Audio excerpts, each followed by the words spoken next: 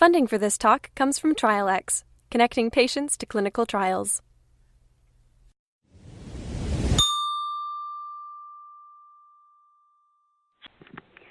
Good evening and welcome to Cure Talks. This is Priya Menon, your host, joining you from India. Today on Cure Talks, we are discussing Lyme disease. Lyme disease is an illness caused by the bacteria Borrelia burgdorferi, a complex microbe known as a spirochete. Lyme disease is a multi-systemic illness.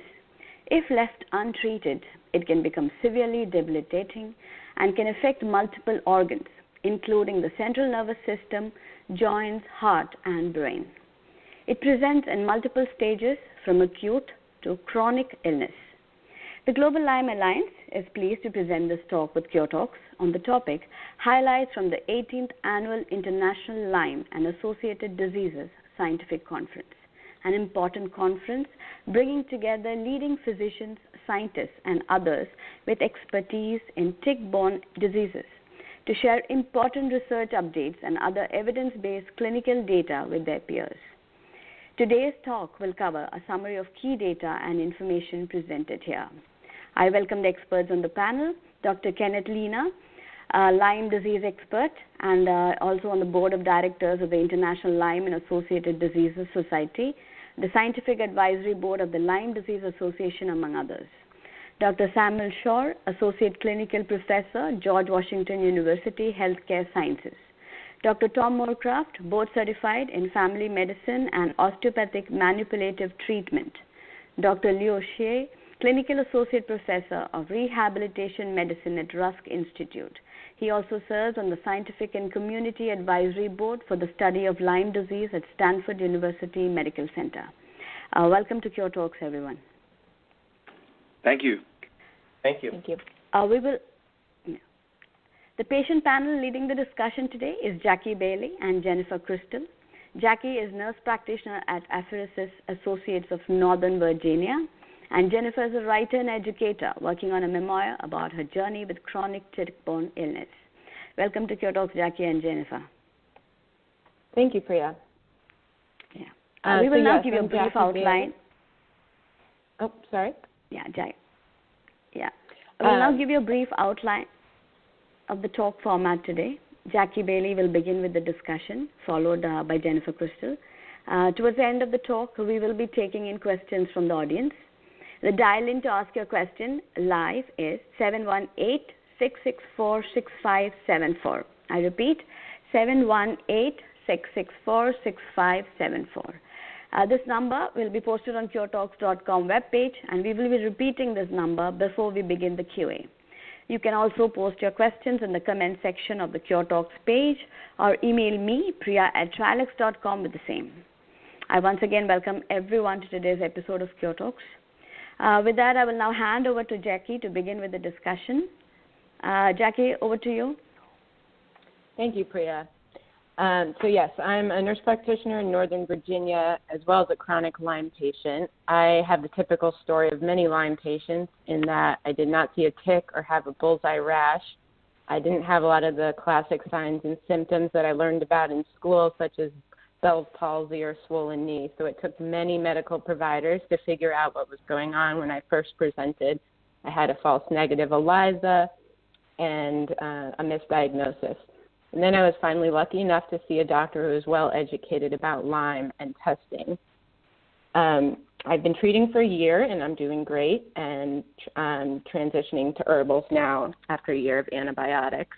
I really enjoyed attending the 2017 ILADS conference, and I have a few questions for our doctor panel. I was going to start with Dr. Legner. My first question is, during Dr. Moziani's presentation on Bartonella, he stated that some Western blots are only IgM positive, may actually be a Bartonella infection. Bartonella is a co-infection of Lyme disease, but it is common by itself as well. He went on to describe how both Bartonella and Lyme affect the nervous system as well as cause collagen damage. What measures can a clinician use to determine which infections their patient is dealing with?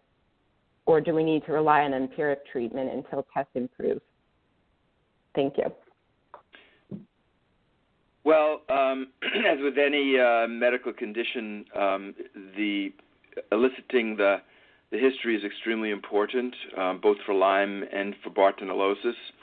And also, sometimes there are distinguishing features on physical examination that can point to one, or another of these disorders. There's been a lot of attention to the unusual skin stria, which may be seen in Bartonellosis, and through the work of Dr. Mosieni and his collaborators, including Dr. Breitschwert, they recently have been able to really demonstrate that often these stria, when they are related to Bartonella, you really can prove that by doing biopsies and doing what's called immunohistochemistry and also PCR. So sometimes that can be a distinguishing feature. But as you mentioned, there can be quite a bit of overlap between Lyme disease and Bartonella, and it really can be quite confusing and sometimes can take a while to sort out. Let me just get back to you mentioned about the IgM Western blots. I presume you were talking about Lyme IgM Western blot that Dr. Mosieni is stating that can be falsely positive or positive in a nonspecific way in Bartonellosis. I don't know all of the rationale for Dr. Mosieni's observation. Certainly you can get false positive IgM Western blots in Lyme disease, not just for Bartonella, as Dr. Mosieni is stating, but also for other conditions. Acute conditions, acute viral infections can give you false positives. And sometimes the response to treatment and the application of treatment can help to tease apart over time what you're dealing with, because treatments that might work for Lyme disease might not be adequate for Bartonella. For example, amoxicillin is often very useful for Lyme disease, but in my experience it hasn't been terribly helpful for Bartonellosis. So if you introduce treatment in somewhat of a staged or sequential fashion, you can sometimes tease apart what is responding to treatment aimed at Lyme disease and what might be responding to treatment aimed at Bartonella. Many of us would use a combination of either a tetracycline or a so-called azolide, such as azithromycin or clarithromycin, along with rifampin. And that combination, many of us find to be very useful for Bartonellosis, and sometimes you will see clinical features respond to that type of treatment that do not respond to just for Lyme disease. And for example, ceftriaxone, which many people use for serious cases of Lyme disease, isn't notable for its impact on Bartonella. So failure of some things to resolve with the ceftriaxone might suggest that there might be a Bartonella co-infection. And finally, there are direct detection methods, PCR, for example, that if one is fortunate to detect a positive, that can help you to know with more certainty whether you're dealing with either Lyme or Bartonella or both. Thank you. And as a follow-up to that regarding Lyme Western blot, many patients who do have a positive IgM Western blot do not seroconvert to IgG positive.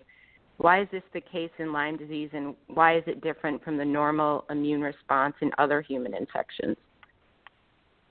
Yes, you're exactly right.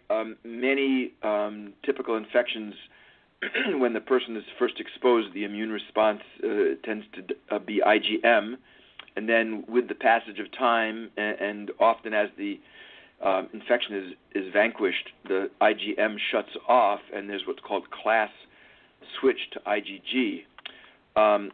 There is a common belief that in Lyme disease, one ought to ignore the IgM Western blot except in the first month or two of illness.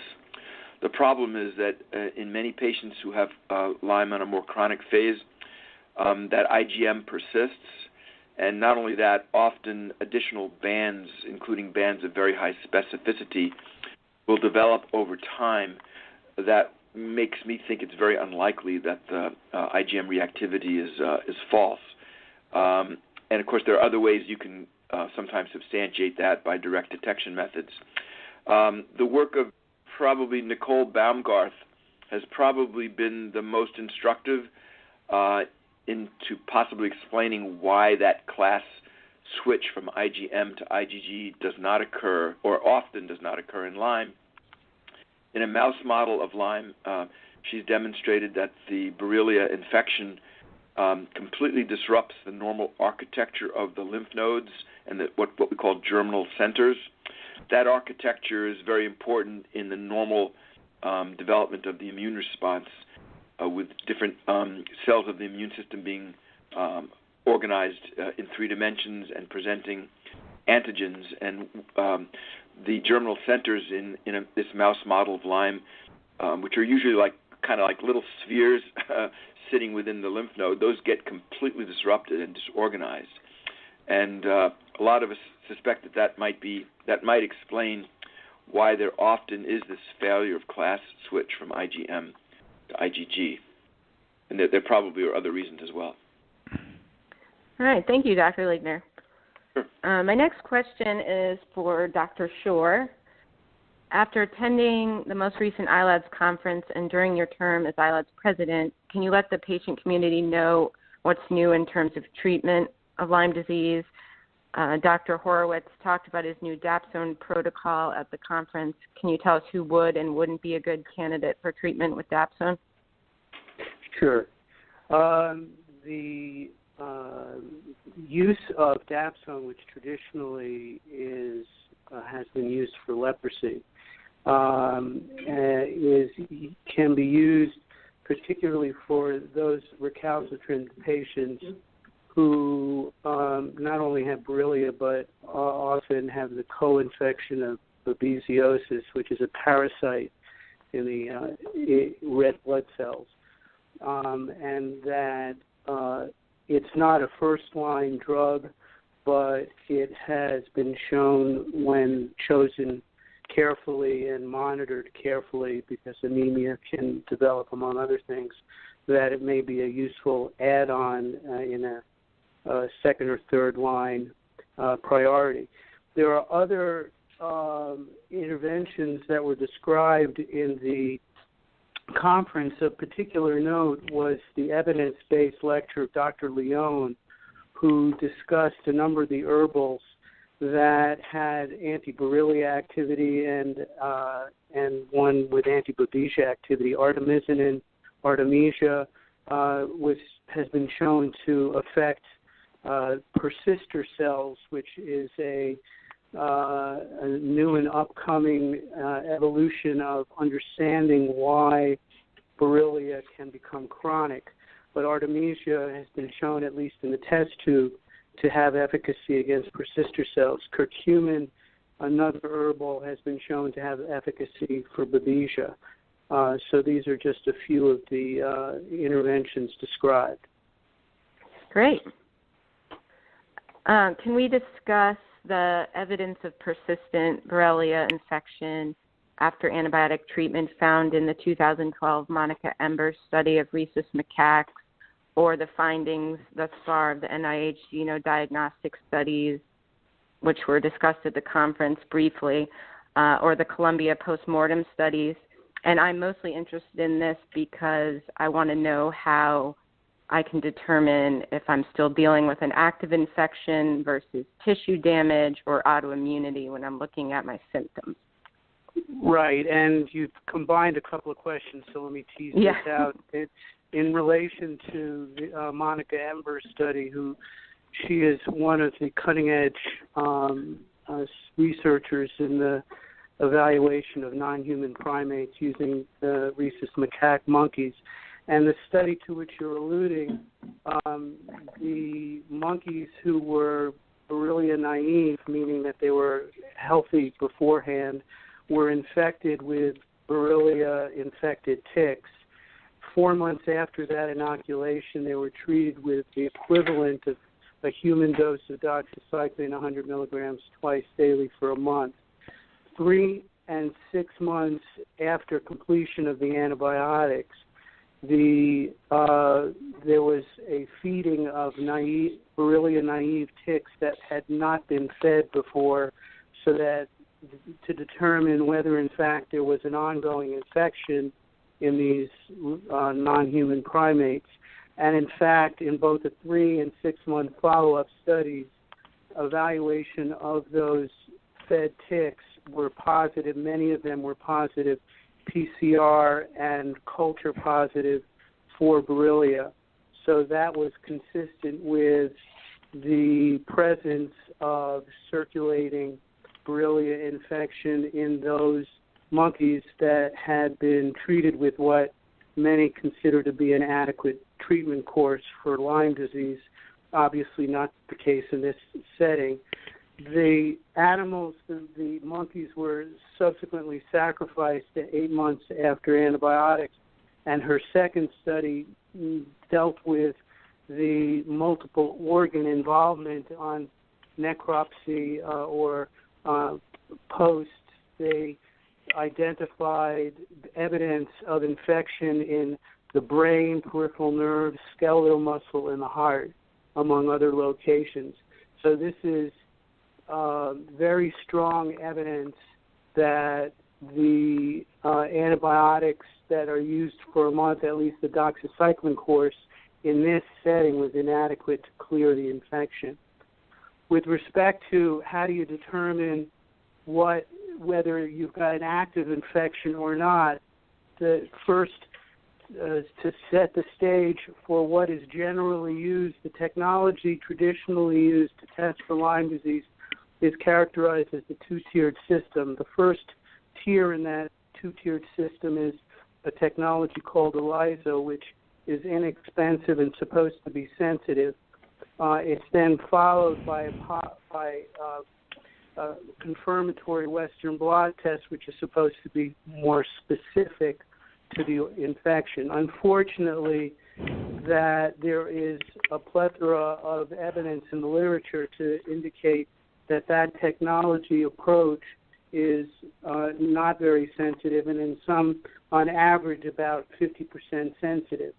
In addition, it's measuring the body's immune or antibody response, and so that if it's positive, one can't definitively say that there's an active infection just from that test. All one can say is that there's been exposure to the organism. There is other technology that's available that unfortunately is not very sensitive, that if positive, generally it would be consistent with an active infection. And Dr. Ligner alluded to PCR, which measures the genetic material of a particular organism. In this setting, we're talking about Borrelia burgdorferi. There also is availability of culture, but neither one of those are very sensitive. There was new technology that was discussed at the conference that is promising, but I'm not sure ready for prime time. NanoTrap is a urine antigen test. The antigen is the protein representative of the infection, so that if present would be consistent with an active infection. There was discussion by Dr. Fallon of the metagenomic sequencing of multiple pathogens, which holds significant promise, but again is early in its development.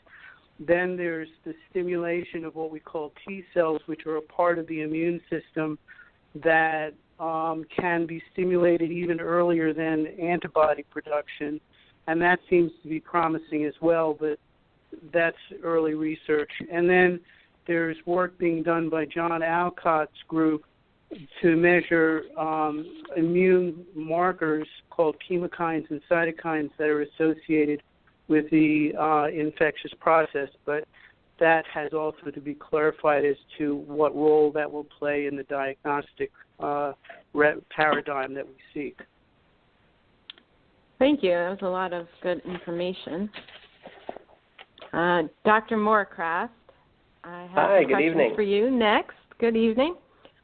Can you address the role of both heavy metals and mold mycotoxins in the clinical picture of a chronic Lyme patient? And what can be done to address these environmental toxins?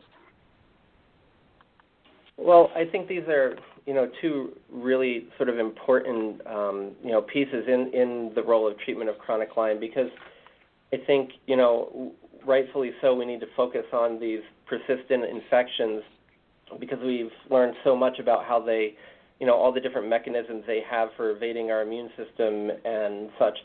But, in most of the patients I see, there's more than one factor at play, and that could be a co-infection like Lyme and Bartonellosis.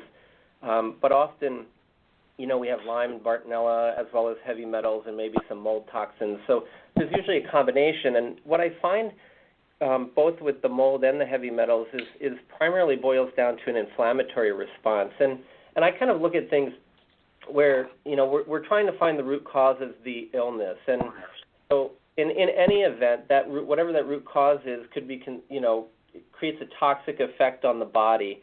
And these toxic effects really just are the things that are generating inflammation. And inflammation is that piece that leads to, the signs and symptoms that all of us have, come to find, to know as associated with these diseases. So, for example, like in heavy metals, mercury and lead are really commonly elevated, and I really try to make a distinction between an acute toxicity event, which is one thing, and what I typically see, which is a chronic burden, which would be more like if you think about the kids who go to kindergarten with a backpack, they might have a lunch in it or a pair of gloves, but by the time they're in middle school, they've got 40 or 50 pounds of books in their backpack, and so those heavy metals are kind of weighing them down. And it's, you can suppress immune function, you can see decreased nerve conduction velocity, so a lot of our patients with brain fog and just sort of this inability to heal, there's sort of an Achilles heel. Heavy metals can be part of that. There's also some work that's been done on cryptopyrroluria, and it looks like some major physical stressors or emotional stressors, including, chronic infections, can trigger this genetic pathway that leads to us losing some minerals and vitamins at a faster rate than we would have if we didn't have Lyme. And so in turn, often we find those patients having elevated levels of metals. And so it seems like if this is turned on, rather than putting the minerals back into the tissues and the bone, we're actually putting the heavy metals in, which then, so a lot of our patients with Lyme disease end up having, heavy metals at a much higher rate. And when we look at the mold and mycotoxins, I think we have two sort of major things going on out there. And one is you can have mold and then have a mold exposure, and you may have a difficult time detoxifying the mold toxins. And the other one is that you can become chronically colonized, and we generally are looking at places like the nasal sinus cavities, or as Dr. Brewer talks about, or also in the gut. So these are kind of the major pieces we're looking at, and they're in either event, if it's just the difficulty detoxifying because our human leukocyte antigens aren't doing their job properly, kind of like Dr. Shoemaker talks about, or if it's a colonization or a little bit of both, it boils down to we need to really get people out of this environmental exposure. And, like mold, you might need to move out. And if we look over at heavy metals, we might actually have to think about maybe removing mercury amalgams if that's the case. And then we need to detox our patients, and there's many different ways to do that. And one of I think the key pieces that we see across all of these treatment protocols is once we start to detoxify the patient, we also need to bind them. You'll see a lot of use of cholestyramine and activated charcoals, and there's a whole bunch of other types of binders that have been coming out to really suit the needs of our chronically ill patients. But there needs to be a binding so that we don't just dump the toxins into the colon and reabsorb them. And then another piece that I always try to, help people understand is that our bodies are fantastic at healing, and our lymphatic system, really relies a lot on movement. So any kind of movement, even you see people walking and rebounding or, just kind of up and down. If you can do a little more activity, that's good too. But anything that's going to get you breathing a little heavy, moving the arms and legs to really take advantage of the natural detoxifying systems in the body are also going to be things that are helpful in these situations.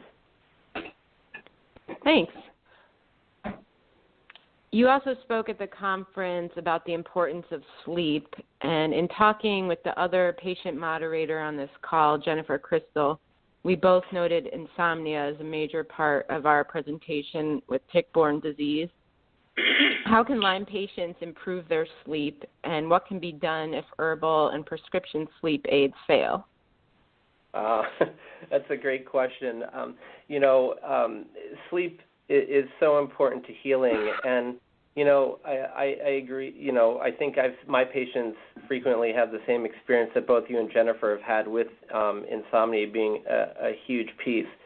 So from a sleep perspective, certainly prescription sleep aids can be helpful. I often find that they create more trouble than they're worth in my particular patient population, but I do use them, and there's a myriad of different ones that work on different receptors, and certainly working with your doctor to go through those, if they're appropriate, could potentially be helpful.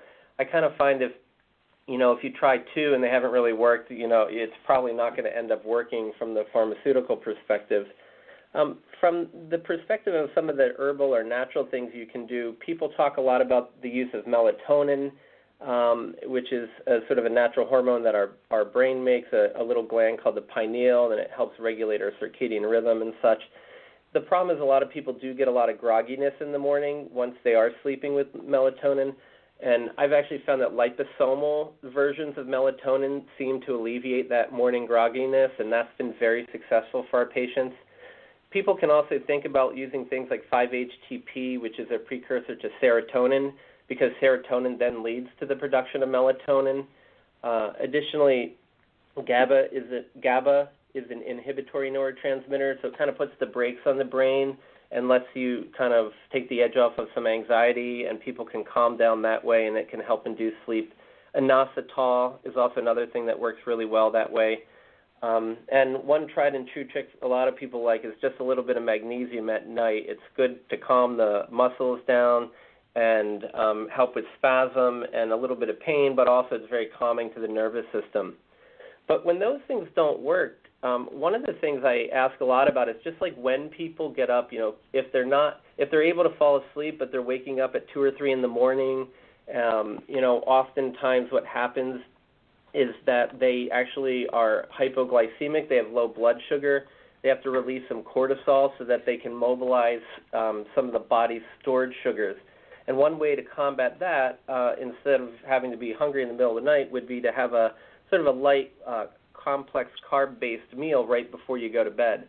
And there's lots of science behind this, and it's really nice if you want your cortisol levels to be down, you have more carbohydrate. Just like in the morning, I tend to have like a lower carbohydrate, higher protein meal in the morning, and so that I can sort of allow my cortisol to naturally come up. And so as we regulate our cortisol both in the morning and the evening, that can be very helpful. Other tricks people can try that, if they work for you, you can usually see results in a week or two, sometimes a couple of days. A lot of my patients are sensitive to Wi-Fi, and so I just have them put their Wi-Fi on a timer so that it gets turned off at bedtime and it turns back on in the morning. Some people will go through a little bit of a detox response over the first couple of days, and that clears out, and then they usually sleep a lot better. Another thing is we have a lot of lights on at night, so blue blocker lenses, which you can get on, online outlets for anywhere from like $7 all the way up to designer kind. They're going to block the blue light, and so you're going to have a little yellowish orange tint to what you're looking at, but it really helps preserve your natural circadian rhythm and your melatonin levels. And then there's certainly, when things get out of control and you're really staying up all night, there's a thing called wake therapy, also known as sleep deprivation therapy, where people can, basically count up the amount of time they're actually sleeping at night and then say, I want to get up at 6 o'clock, I only sleep 4 hours, so I'm going to bed at 2.